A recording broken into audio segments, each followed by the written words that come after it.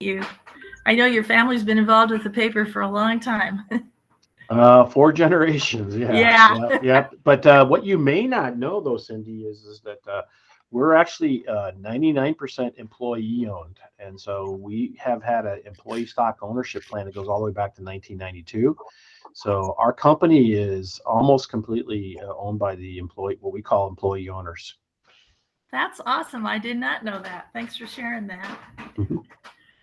Well, I think this will probably be our group today, and I asked Cindy if it was okay to record it, so we're recording this, and other members of our group can follow up by watching the recording. So let's see. I guess to start out with, Cindy, since we haven't had an opportunity to meet before, if you could just tell us a little bit about your background and what brought you to this big decision to run for public office and the school board. Okay, well, as others gave of their time and talent to provide a good school system for me, I wanted to do that for the current generation. I believe our district should develop citizens of good character who find and develop their talents for the future benefit of our community. As a native Dubuquer, I attended Fulton, Jefferson, and senior high schools. And then I went on to the University of Dubuque to receive my Bachelor of Music Education degree and went to the University of Wisconsin-Platteville to receive my Master's in Music Education degree. I was lucky enough to be hired by the Dubuque Community Schools right away, so I spent 38 years teaching instrumental music in the school district.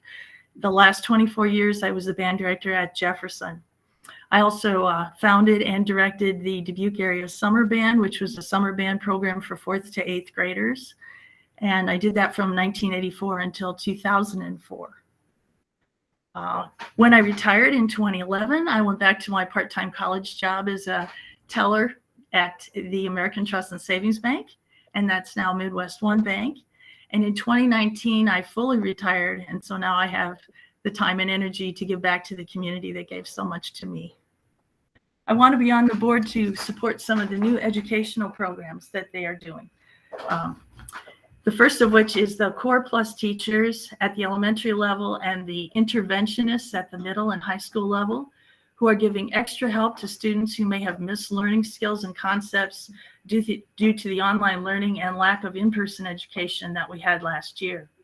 I want to support the Vertex program at the high school level that aids students in developing education pathways to lead to their future careers by offering concurrent classes with colleges for college credit, or by offering classes that promote job shadowing, apprenticeships, and internships with local private companies, and eventually can lead to learn-to-earn programs. And that will help our graduates to transition to college or into our local workforce. Number two, I want to be involved in plans to renovate or replace the aging buildings in our district. But I want to make sure that at the end of the process, we have neighborhood schools with equitable facilities that are all fully air-conditioned. And I want to be a good steward of taxpayer dollars. There's been a study, I believe that you reported in your paper, that says we could save $5 to $6 million each year in operating expenses if we reduce the number of buildings in our district. And that money would go toward salaries, benefits, educational programs, or even to reducing property taxes. 46% of the current property tax dollars already go to the school district, and so I feel that's sufficient. So I want to look for alternative funding sources for our building needs, or look for ways to change the current priorities the current building funds have already. So in summary, I would like to spend my time and talent on the board serving to complete these projects. And I'm open to whatever questions you may have. Great, thank you. That's a good setup. So starting with kind of the first point you mentioned about some of the programming that the district has in place to make up for everything that students went through in 2020. Do you feel like that's enough? Does it go deep enough, or what was your take on that? Yeah, currently it's funded by the COVID funds. So those eventually will run out. So if it's a program that we want to continue, then the school district would have to find money in the operating expenses to support that. But it seems like a good idea because they will pull students out of the classroom. What they do is they do an assessment, and then they can tell by that assessment that they do of the students what concepts or what skills they missed. And then they have these Core Plus teachers. So without the recommendation of parents or the classroom teacher are going through any red tape like that. These core teachers just pull the students out of the classrooms based on what the assessment test says and help them catch up in those areas and then return them to the classroom. So hopefully in the future, we wouldn't need as much because hopefully we're not going to shut down our schools again, but it might be a program that we want to continue for certain students, maybe on a reduced level, because I think it sounds good. And the earlier you do some intervention, like first, second grade, the more likely you are to have students keep up, especially with their reading skills. So. It makes me think about the reading recovery program of years ago that eventually kind of got scaled back in the district. I don't know if it was, I can't remember exactly if it was a funding cut or if it just came down to other priorities. Yeah, right. Well, and of course, my view is there's no higher priority than reading. That's sort of the basis of all education. So, so I would tend to support trying to keep this program going, maybe on a reduced rate, even after the COVID funds run out. How do you think, in general, the district managed through the pandemic and the way education was given to students last year? I think they probably did the best they could under the circumstances. They didn't have much time to train students or teachers, I should say, to do this online learning. It was just sort of thrust upon them at the last minute. So I think they did a pretty good job. We were able to get our schools back open in the middle of February. I think they did the best they could. Okay. Cindy, I have a question for you. You talked a little bit about the importance of neighborhood schools and keeping them equitable and having air conditioning and stuff like that. But then you also talked a little bit right after that about saving money on the number of schools, or looking for alternate funding sources. I guess my question is, how do you sort of balance that, keeping as many and schools and schools in neighborhoods versus the saving money side and the potential for reduction in schools? That's going to be tricky, but my view is if we are going to replace some buildings, then we need to try to build a new building in the area somewhere so we can still call it a neighborhood school. I don't want to see all the students on one end of town transported to the other end of town, because that's where the schools are. And of course, on the north end, finding property is critical, because you don't want to wait too long to do that, I guess. So on how many? I remember that story, but it was if you combined the two smaller middle schools into one middle school, you could save $3.8 million.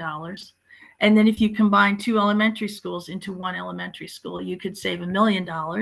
And of course, this is because you're not duplicating administration and utilities. And maybe when you build a new school, you might be able to do geothermal, which would cut down on the operating expenses even more. And then it depends on how many elementary schools you would combine into one elementary school. But potentially there could be a $5 to $6 million savings there. Yeah. Mm-hmm. And I think that's pretty much public knowledge. So based on that study. So and when I read that article in the paper, that's when I first got interested in maybe running for school board would be a good idea. Mm-hmm. I'm not sure how widely known that is, or because I haven't heard, and maybe I just am not talking to the right folks, but Amy or Dustin or might know better, but I'm not sure how widely known or discussed or considered that is. Yeah, I think they talked about it a little bit in January. I think maybe that's when the report came out. Yeah, and it's a question of how do we plan it? What do we do? And I just want to be involved in those discussions. What will the plan look like? But I think if we have certain goals going into it about keeping neighborhood schools and having equitable facilities, I think that would be good. And Bob will know this too. In our past history has been that we've always built identical schools for different areas of our city. Like Washington and Jefferson, the original buildings were identical schools. Washington was built 1920, Jefferson was built 1922. And then the same with Fulton, Marshall, Bryant, and Lincoln. They were all built at the same time. Well, almost the same time. Fulton and Marshall were built in 1939, and Bryant and Lincoln were built in 1940. But the idea was that everyone in the city had an equitable facility in which to go to school. So I think that's been our tradition. I'd like to keep that up again. So when you talk about, Cindy, when you talk about equitable, basically that's what you mean is that the buildings are similar in terms of size Yeah. and function. Right. Okay. Maybe not identical like they were in the past, but similar, you know, that you have a similar place to go to school. So our last schools that were built were Roosevelt and Carver, obviously, on the west end. And so I'd like to see something similar on the east end. Mhm.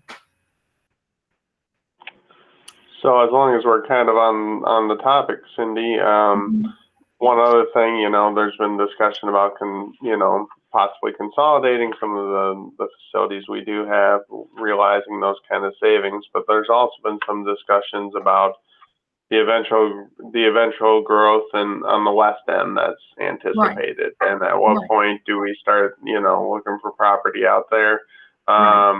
Right. What were your thoughts on that? How again, kind of similar to what Bob asked, I mean, kind of have some competing priorities here. How do you think that fits into the mix?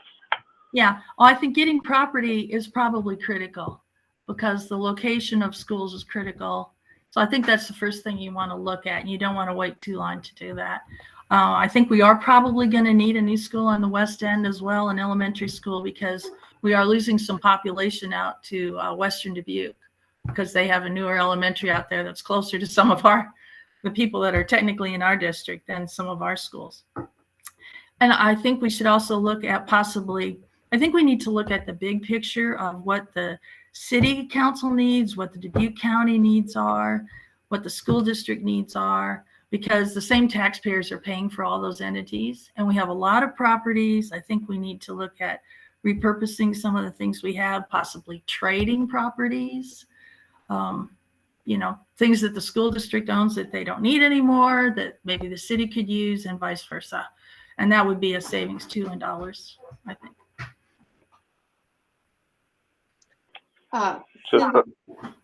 Were you going to continue on that? Sorry, Genevieve.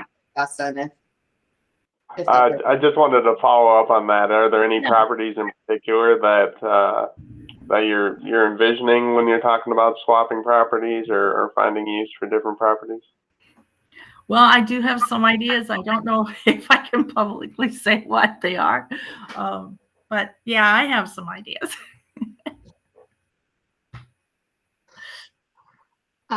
Cindy, like I said, off topic, but I saw, the article in the TH from August, you mentioned one of the things you're interested in emphasizing was civics education. Could you talk a little bit more about that and detail on that? Yeah, here's my view on that. There has been injustice in the past. There's injustice now. There will be injustice in the future. But where I disagree with some of the thinking out there is that they say that our Constitution, our Declaration of Independence, our Bill of Rights were written and designed to preserve that injustice. And I think it's just the opposite. I think our founding fathers and mothers lived in a world of injustice, but they envisioned what would a country look like that had absolute justice and freedom and equality. How would that country look? What rights would it have? What kind of a government would it have? And I think those are the things that they wrote into those founding documents. And I think that's the vision that we need to teach to our students. And so rather than trying to worry about what we don't teach our students, I think we should be focused on what do we teach our students, because everything that happens in our community is rooted in our schools. I think what we develop in our schools is what we will eventually see in our community. Does that answer your question? It does. Yes. Thank you. Okay. So would that mean a greater emphasis on what sorts of things? I guess I'm trying to understand that a little better. Yeah, well, I think we just need to look at the civics curriculum and make sure that we're passing on that vision, and I'm not sure we might have just had a curriculum study in that area. I'm not sure, but I have no reason to think we're not doing that, but I just think you need to be vigilant and make sure we are doing that. And yeah. How would you rate the, what did you think about the handling of the recent meetings regarding the mask? The mask yeah. mandate decision that was made Monday night. Yeah. I think it was a good decision. I've been to all the board meetings and committee meetings since the beginning of September. So I've been listening to all the arguments, and I think this was a good compromise. I think the board listened to the parents, which I think parent input is extremely important in this case. And I think they took the views of those students that feel they need to wear masks, but they also took into account the views of those parents and students that have trouble wearing masks. And just in general, the way it inhibits education when you don't have facial expression, when you have lack of focus because the mask is bothering you one way or another. So I believe the resolution they made about if for a particular building, if it reaches 3% of a positive COVID test, that then students would be asked to, and staff would be asked to wear masks for a period of 5 calendar days. And that is based on the dashboard information, which is checked daily. And I think they do a good job of monitoring that daily. There would be exemptions for people that have medical, religious, brain health or reasons, or even at the discretion of the superintendent or his designee. And then there are exceptions to when you have to wear the mask, like if you can social distance at 6 feet, like at recess or lunch in a big space, then they wouldn't have to wear the mask. So obviously you can't wear a mask when you're eating lunch. So I think some of those things were, I think it was a good resolution. I think we can move on now, whereas before I think we were just going round and round and in a vicious circle that wasn't getting anywhere. Okay. Cindy, can you elaborate? You mentioned and rattled off a lot of programs. Obviously, you have some pretty in-depth knowledge on some of the programs that are out there. Some of them sounded like they are part of our regular programming that is funded through regular sources. Some have been maybe added or could be added, but are being funded temporarily by COVID money. And maybe elaborate a little bit more on some of those programs that you think should be retained, and if they're being funded by COVID money that's going to go away, and you think they should be retained. Well, the Core Plus teachers and the interventionists, that money is being funded by the COVID funds. However, there already was a middle school interventionist program going. So some of it is ongoing. I think there was just a bigger influx of money into that due to the pandemic last year. But the Vertex program, that's not funded by COVID funds. That's something the school district is doing, and they call it Vertex because it's the pinnacle of what they're trying to do. And Mark Burns has been a good resource on this because he's the executive director of secondary education. So he's behind a lot of this. And as Lisa Tabakhorst is behind the Core Plus teachers at the elementary level. But this educational pathways is really exciting. They have one now for students that want to become teachers. And what they do is they can get concurrent classes from the colleges. So you take one class and you're getting 1 high school credit, but you're also getting 3 college credits. And the district pays the college, but then the district is refunded by a state program that pays for the concurrent classes. So it's possible for a student, if they do the full program, to graduate with 51 college credits that are already paid for. So that gives them a good start on college, And then, so they want to develop more pathways for more careers, and they have some of this now too with the shadowing. In one semester, they shadow a job, and then they can go into an apprenticeship or internship. One that's going on right now is the diesel brake technician. program that they have with Truck Country. So yeah, so a lot of these things are really exciting. I think they'll help develop our workforce in the community, and that's where I think working between the city council and the school board, the county board of supervisors, I think we all need to work together to try to do these things. So anyway, yeah, pretty exciting, and it's just kind of getting off the ground, and yeah, like to do whatever I can to promote it. Do you think that the district should incentivize experienced teachers to work in Title I schools? We've had some conversation about that some of it tends to be that the newest teachers end up in the schools that have the greatest need in terms of, you know, socioeconomic status of the students, and the experienced teachers move on to, you know, schools where there's less issue. And some of that might be that the young teachers, if they work in a Title I school for a certain period of time, might be getting their tuition forgiven. I think there are some programs like that. So that might lead to why some of the younger teachers are there. I guess I haven't taken a position on that. I guess I'd have to kind of think about that one, research it and see. Yeah. Okay, that's fair. Okay. I'll jump back in here. So obviously, I mean, COVID has affected a bunch of stuff, and one, you know, short-term funding being part of it and trying to catch kids up, and so recognizing that that's kind of a current but not lasting scenario. Prior to that, with great consistency, we had school district leaders talking about state funding, and very concerned about the amount of state funding they were getting every year. You know, the raises weren't enough.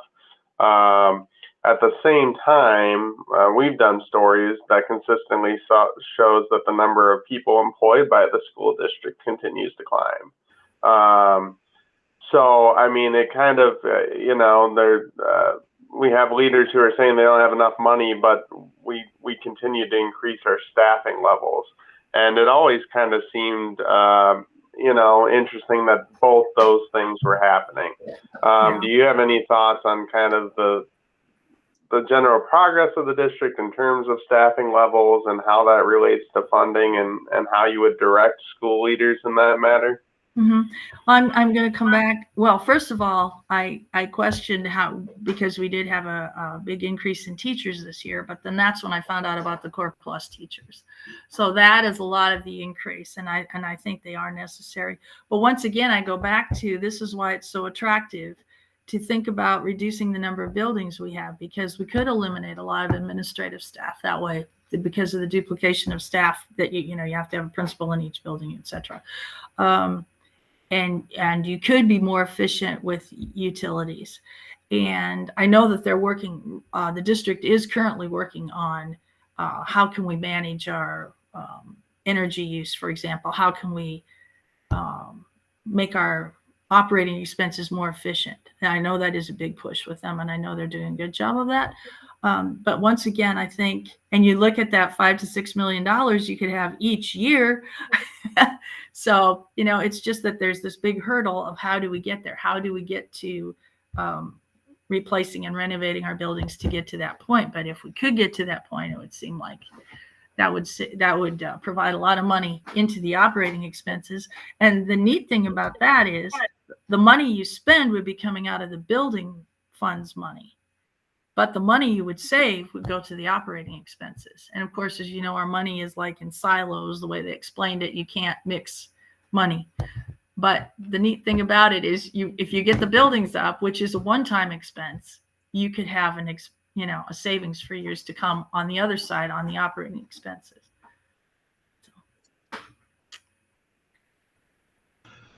I don't know the number of these related to that, Cindy, but I mean, you mentioned air conditioning in every building. I don't know what percentage currently have air conditioning, but obviously, you know, if you are adding air conditioning to buildings, that increases utility expense. Correct. And so then it depends on how many buildings you have to add that to, if they can do geothermal and et cetera. I'll just tell you what we currently have. We currently have 6 elementary schools that are fully air conditioned and 7 that are not.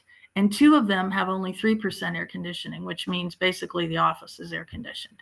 Okay. In our middle schools, Roosevelt's fully air conditioned. It's a brand new building, of course, built that way. Jefferson has 22% and Washington has only 12% currently of air conditioning.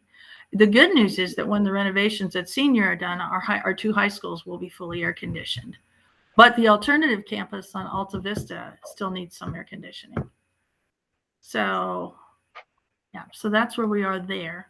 There was a study done, but it's dated, so I'm not sure even how long ago it was, saying how much each building would need. So based on that dated study, we could have done the elementary middle school level for $20 million. But that is a big chunk, and that assumes that we're going to do all the buildings, and not replace them with something else. So, yeah. So I know everything's kind of intertwined. What do we do? That's where we need a plan. What do we do, and how soon can we do it? And I know you mentioned the potential costs and a little bit maybe dated of installing air conditioning into those. But I don't know. Do you have in your notes or numbers the cost to operate the air conditioning? I do not. That's where, if geothermal could be added going forward, that would be a savings. But if you do have, I guess it depends on how much green space you have around your building. So if you don't have much, you're sort of limited to putting the unit on the roof and put the ductwork in and go from there. So, yeah. I know that one of the uses for the federal assistance, COVID aid, the school district planned to put towards brain health issues, and particularly seeing some of the increases in issues arising during the pandemic. What's your kind of take on that? Is that something, as a longtime teacher, I'm sure you saw increases in that area? How do you think, how would you rate how the district has handled that growing issue? I'm not up to date on the specific things they're doing on brain health, but I know it's an important push for them. And I know something we have to consider. Evidently, from the wearing of masks, there's a lot of depression out there, claustrophobia, things like that are developing. So, yeah, I think it's a need, and I'm just not, to be truthful, just not fully up to date on that. I've been working on other things. So, Sure. But I think it is important. Yeah. One of the things that Anderson Saintsy brought up was, he said this kind of vaguely, but infusing more technology into the school system. I think that's been an ongoing conversation even since I was taking typing classes at Senior, back in 04. It's just an ongoing thing, but it's brought up all the time. And I just didn't know generally if you had any thoughts on that and how that's something that could be better funded, or just, how students can have better access to that, especially in this day and age when, who knows if they have to go home again at some point and need access to technology. It's certainly important. I think a lot of emphasis has been put on it in the past. I think we just have to watch that we don't go overboard with technology, and put all our eggs in one basket. I think we have to look at all of the needs across the district. But it's certainly important. Cindy, what do you think would be the most difficult part for you were you to serve on the school board? What do you think would be the most challenging piece of it? I think the most challenging piece is to listen to people's problems and come up with a solution, and try to direct them to the right people, find the right resources. yeah, that's the toughest thing, is to handle people's problems and parents' problems and taxpayers' problems. Mhm. Yeah. What do you think you would employ to try to get feedback and to sort of test check on public opinion on a Right. given issue? How Right. would you go about garnering different opinions from across the Mhm. community? Well, as I've been campaigning, I've been not only talking to groups like newspapers and League of Women Voters and whatever, but I'm also going out to some of the neighborhood groups, talking to them, and some of the public service groups. And I just think that wherever I've made a connection, I always say to them, well, I would keep you informed. So I think that's important, to just go out and say, hey, this is what's going on in the board. Did you hear this? Because let's face it, not everybody's watching the school board meetings all the time. So I think to just make an outreach to community groups and organizations and say, this is what, if there's something that affects them, to definitely go out there and say, this is what's happening. This may affect you. What is your feeling about it? So you'd continue to meet with I would groups like continue that? to do, even when I'm not campaigning, I would continue to do that, to reach out. Mhm. And as you're talking with groups now in the campaign, what kinds of issues are you hearing generally from people? What are the biggest concerns? Obviously, I would assume kind of the COVID related stuff, it tops the list, but is there anything else? Some of the things you've asked me, the masks, of course, were a big issue. The civics education is a big issue. Yeah. I think the buildings are, it's not a big issue right now, but I think it's something that's being considered. Yeah. I think especially the air conditioning, depending on your position. But I've heard more people say, yeah, my granddaughter was suffering in the heat, or I was Mhm. suffering. Yeah. Sometimes the cooks are working in kitchens that aren't air conditioned, and they're suffering in the heat. So I think there is some of that out there, even though people go like, okay, well, we can tough it out. We're Yeah. Iowans, we can tough it out. But yeah, I think there is some of that out there. And I'd like to see nobody have to tough it out. I'd like to see all our staff and students have a comfortable, up-to-date And learning and working environment. it would be something of a difficult balance in that, were the district to do a plan like you talked about of new schools and geothermal and all that would be kind of that would take some years. And obviously the people who have very little air conditioning would be looking for Right. a solution, a sooner solution. Sooner. Yeah.